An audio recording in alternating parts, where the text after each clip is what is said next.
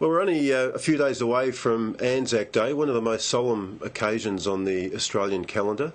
And certainly one of those days when we really should be commemorate not only those who have fallen on the battlefields overseas, but also mark those who have come back and maybe suffered a great deal.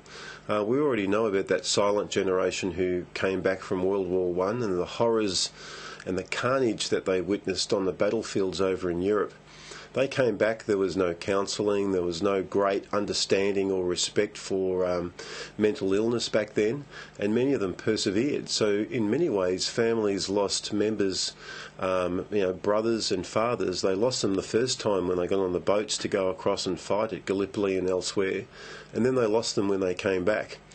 Now this year there's been a real push by the Anzac officials for Anzac Day to really start marking and commemorating recent battles that Australians have featured in, and it's a fair enough proposal. Most of our attention has focused over the years on Gallipoli and the events of 1914 and 1915, and also to an extent World War II.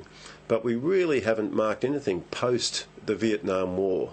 Australian soldiers have served in many places, from the Pacific Islands through to Africa, through to the Middle East, and of course everyone knows about Iraq and Afghanistan. But really, what do we know about those battles?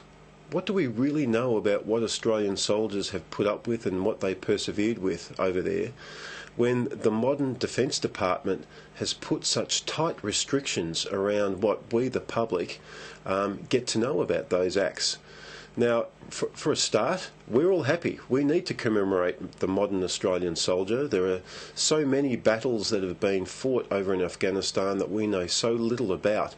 But isn't it time that these incredible restrictions that are placed on not just the media, but the soldiers themselves in divulging what they've experienced and what they've gone through were lifted?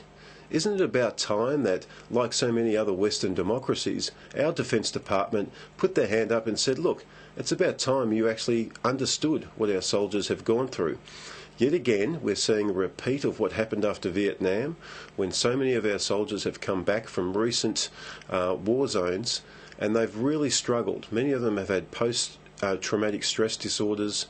Many of them have been wandering the countryside, unable to pick up a job, not knowing where their future lies.